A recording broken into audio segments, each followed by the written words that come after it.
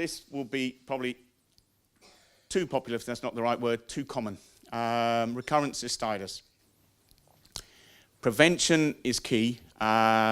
If you can take a probiotic either as a food or as a supplement, it lowers the risk of recurrent cystitis between 40 and 60%. Sugar is the nightmare here.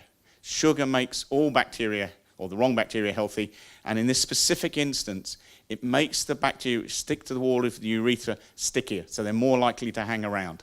So do try and avoid them. The cranberry here, it's a standardized cranberry extract.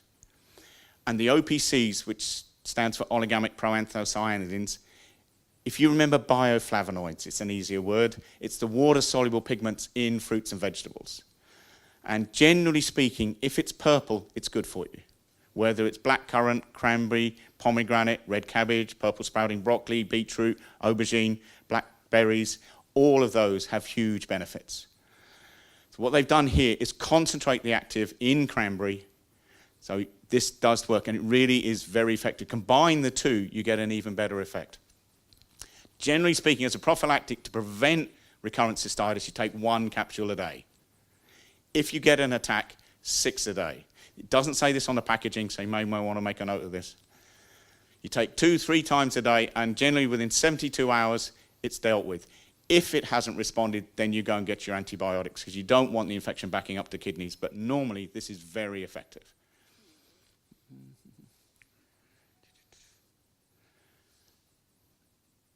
So it's a rhamnosus, which is helping prevent the cystitis, but it also helps prevent vaginosis. As a broad point, I'll try and encourage you to the idea of side benefits rather than side effects. So you're taking this for your cystitis. It may also help your digestion and reduce the risk of thrush, for instance. The one negative here is this product can't be taken with warfarin, and it's the cranberry content. Cranberry in general should not be mixed with warfarin. Immune biotics. This is one of my favorites, partly because I formulated it. We were talking about yeast infections before the break. This is probably the ideal product for those type of conditions. One of the main ingredients here are beta-glucans, which you may or may not be familiar with. Beta-glucans are wonderful compounds that strengthen your innate immune system. This is the one you're born with. The innate immune system deals with about 99% of infections and can kick in within hours. Our learned immune system we get by having chickenpox, measles, mumps, vaccines, and this sort of thing, only deals with 1% and might take a week before it does anything for you. So strengthening your innate immune system is the way to go. Sleep well, avoid sugar, and eat pretty coloured foods. If you're in doubt, eat a rainbow a day, and you won't go wrong. Beta-glucans have been shown to be strongly antiviral, strongly antibacterial, safe in infants, so much so Scandinavian countries add them to formula milk to give bottle-fed infants the same immune advantages as breastfed. They're used in hospitals to treat late-stage cancer patients, candida. So when you're in an advanced state of cancer, you're often riddled with candida. It's one of the reasons the medical profession don't like nutritionists and naturopaths diagnosing candida, because they see it only in the seriously ill. They might accept oral or genital thrush as being the same problem. When you say, I've got systemic candida, they say, no, you haven't, you're upright. They tend to expect you to be horizontal and fairly seriously ill. So they use the beta-glucans to treat the candida, not necessarily to treat the cancer, but to treat the candida, and it's very effective. They trialed it with athletes, and it found they lowered the risk of chest infections when they were overtraining by about 60%. If you're going to hospital for any reason, beta-glucans again lower your risk of a hospital-acquired infection by 60%. You might need to write this next bit down. The levels required are 2 to 3 milligrams per kilo of weight for prevention, 4 to 6 milligrams per kilo for an active infection, and 10 to 12 milligrams per kilo if you're undergoing chemo. It does not conflict with the chemotherapy, it just keeps you healthy while you're undergoing the treatment. In Japan, beta-glucans are used as a frontline treatment. Shop floor, that's totally irrelevant. It's just something for your memories. So 1 a day, typically, it's a 200 milligram capsule, 70 kilo adult, it's going to be enough. If you've got a 110 kilo hurler or rugby player, you probably want to give them a bit more. And if you've got a small child just weighing 10 kilo, titrate it the other way. You can pull the capsule apart, give them a quarter of a capsule, there's no safety issues. These are fine during pregnancy. while breastfeeding. There's nothing in this formula that's at risk. And as an anecdote, a friend's father, he's the head of a sales company for another nutritional company, late-stage cancer, had awful oral thrush. And we put him on a liquid beta-glucan plus the immune biotics, and within 3 days, the oral thrush was gone. So it really can be very effective. Also, a very nice antiviral in my own clinics. I found it's hugely successful against herpes, both genital and oral, shingles, chickenpox, and that same family. So very nice little antiviral. So whatever it is, it's quite effective. I'd say 1 a day normally if you're a normal body weight for prevention, and 2 a day for an active infection.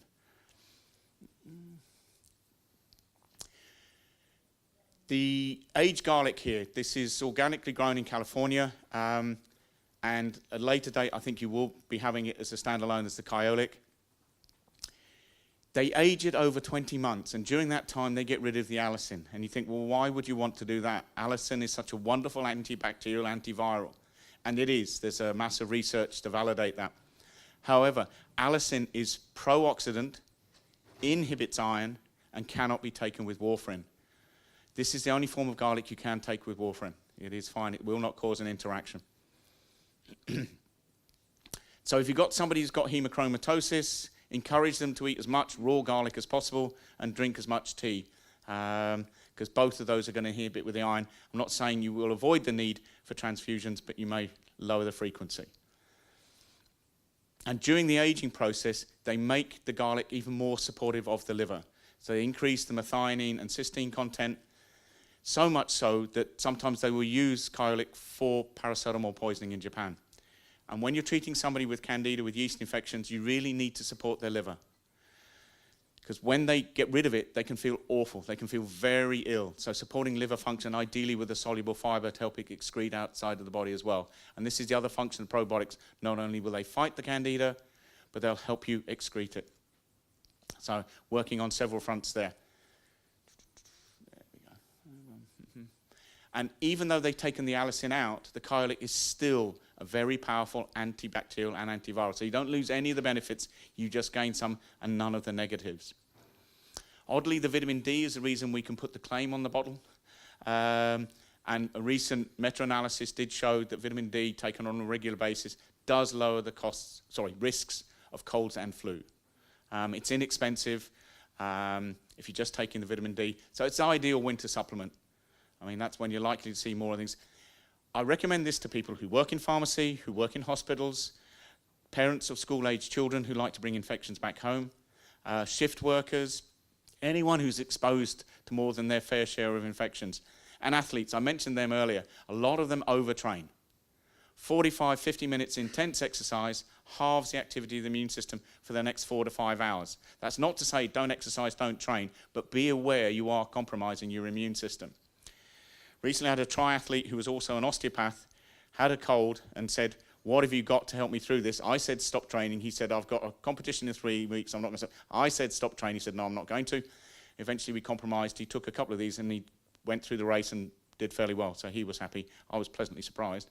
It is ideal to take a rest when you are fighting infection. Don't go into work, go to bed, eat your garlic and onion soup, give the body a chance to recover. Then, if you are exposed to infections in general, this helps the resistant shift workers. These are a special group. Their immune system is constantly compromised between 10 and 20%. They've now worked out that if you're a shift worker for 10 years, it's the equivalent of working 17 years in any other job. It's really harsh on the body. So improving the gut flora, because this product does come with a decent belt of bacteria, not as strong as some of the others, but it's still a good amount. And finally, there's a bit of zinc, which also enhances immune function. So you're working on immunity from several angles. Gut flora, can't stress that enough. Healthy gut, healthy immunity, and potentially healthy brain.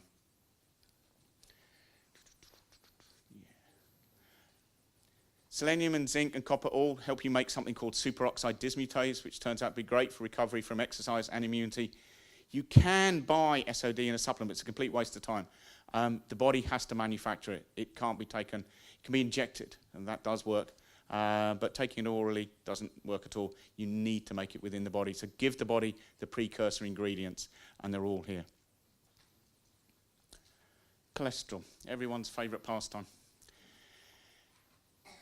Arguably, we could have quite a debate on whether cholesterol is a problem at all, but not today. There's an awful lot of statins sold, so there's certainly a lot of people think cholesterol is a major negative, and there is a correlation to an extent between elevated cholesterol and heart disease risk. But there are different forms of cholesterol, and what they do has been heavily debated. Very simplistically, HDL is seen as the healthy cholesterol, LDL is seen as the bad one, and they translate as high-density lipoproteins, low-density lipoproteins. The LDL is stickier. It's more likely to stick to your arterial wall. It's more likely to oxidize. It's more likely to give you problems. And in a perfect world, you have twice as much HDL as LDL. And some people have VLDL as well, very low density. And the simplistic way is to remember H for healthy, L for lethal. It's not quite as easy as that, but yeah, it's one way of reminding which one you should have and which you haven't so much. The question for you now is, what is LDL good for? Now, the body makes it. Bear in mind, even on a vegan diet, you will make all the cholesterol you ever need because our brains need it to function. You can't convert sunlight to vitamin D without cholesterol. Your general mood is helped by cholesterol. Well, no one knows. The answer is recovery from exercise. They recently did trials on MMA. This is the cage fighters. And those with higher LDL recovered faster. Historically, humans would run an animal to death. And they still do in the Kalahari. They'll chase an animal for 4 to 5 days until it collapses. Humans can run long distances for great lengths of time, but then you need to recover. But now we get in the car, go to the supermarket, take the meat out of the fridge, get back in the car, no exercise involved whatsoever. And that's the problem. We've changed how our bodies are. The body's going to carry on making it because it's done it for millennia, a good 400, 500,000 years, and now we've invented the car and changed the whole process. So either avoid the meats or make sure you get plenty of exercise. And that is one way you can regulate your cholesterol is a vegan diet. Again, not going to be very popular, but 4 to 6 weeks on a vegan diet is as effective as a 20 milligram statin. The more able compromise is the Mediterranean diet, and that's also as effective as a 20 milligram statin, but more popular with people. This particular product contains plant sterols which reduce the absorption of cholesterol, the red rice yeast which reduces the production of cholesterol, and then the probiotics which help the excretion of the cholesterol. You can get plant sterols by eating obviously a lot more plants. And if you are a carnivore, if you add garlic and or onion to your meat, to your lobster, to your prawns, it will halve the post-meal cholesterol increase. So if you are going to eat cholesterol-rich foods, make sure there's plenty of garlic and onion going in at the same time. You do not want your cholesterol reading dropping below 3. And some doctors seem to be happy to push it that far down. If, without the intervention of any drugs, your cholesterol reading is below 3, it is symptomatic but not causal of cancer. It is potentially an indication you have an undiagnosed allergy. And finally, it could indicate your liver's not working. Because the liver's where we make all our cholesterol. And if for some reason we're not making enough, so say even on a vegan diet, you will make all the cholesterol you ever need. The liver will be doing this day in, day out, and it should be making this for us. So if it's not making enough, there's a problem. But assuming it is too high and you've been told you do need to get it down, these are the ways to do it quite naturally, quite safely, and quite gently. That's important. There's, It's the oxidization of cholesterol is the big issue. To pray see this. Eating fried foods, drinking too much alcohol, too much sugar, getting stressed. The cholesterol oxidizes, damaging the arterial wall. We then send calcium around to repair the tissue. Calcium's not the problem. And you may hear this, calcium linked with heart disease and things. The body's using the calcium to repair.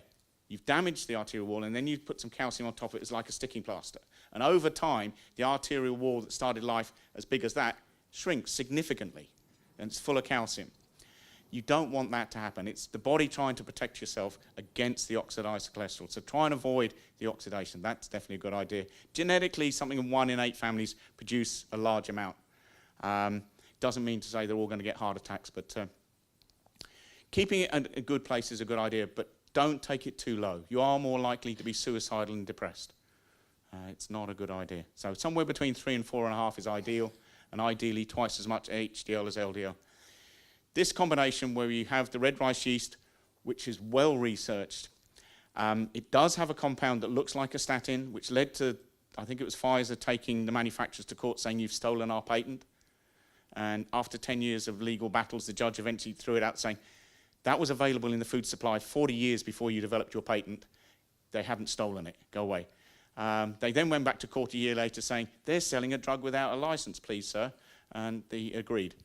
So American products cannot contain monocolin K. European products can. There are 8 to 9 other compounds in red rice yeast which also help regulate cholesterol. In theory, it can impact on your synthesis of Q10. And this is the downside to statins.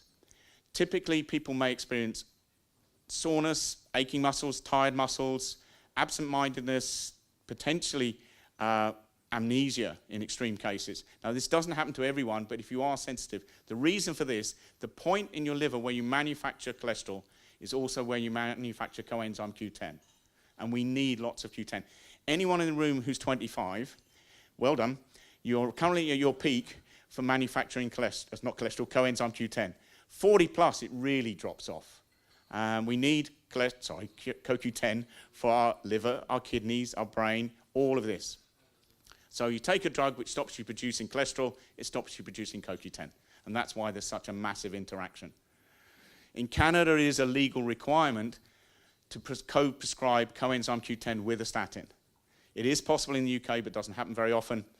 And one of my tutors, when he was lecturing cardiac specialists, said, if you are not co-prescribing Q10 with your statins, you're a charlatan. He really wanted to get the point home. So anyone who's going out with a statin from your pharmacies, they should be taking home Q10 as well.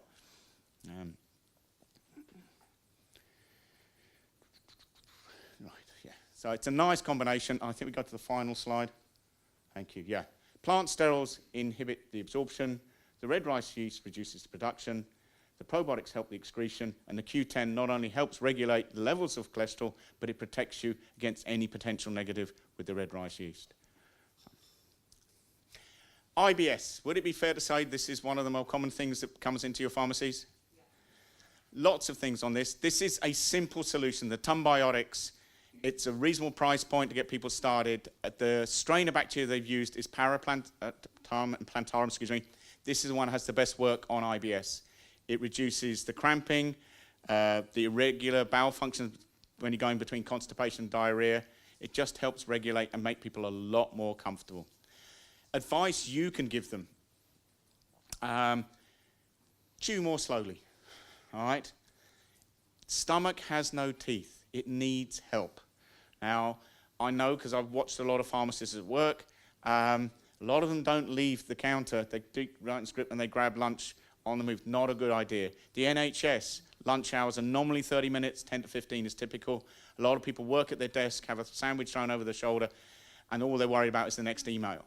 Try and eat in a relaxed fashion. It really does help. Colleagues in the States who run a lot of blood tests get people going back to their clinic saying, I've avoided everything you told me to avoid.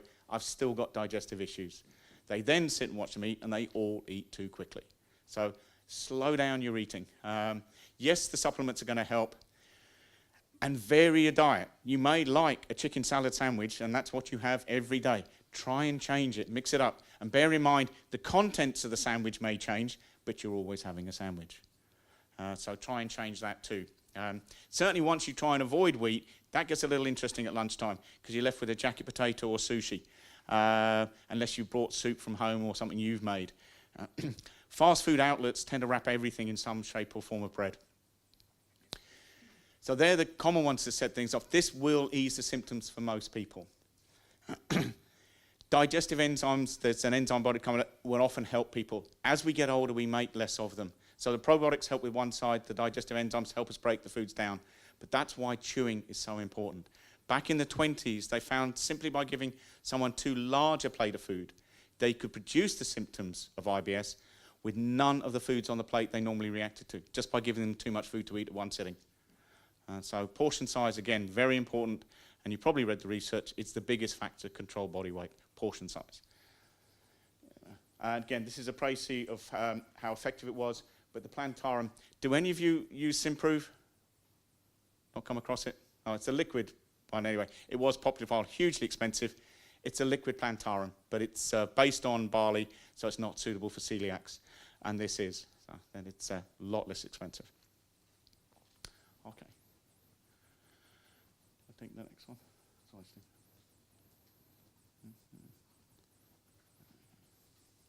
Again, the broader benefits, these are similar, resistant to acids, to bile, and resistant to antibiotics. So they're still going to work even if you're having to take an antibiotic.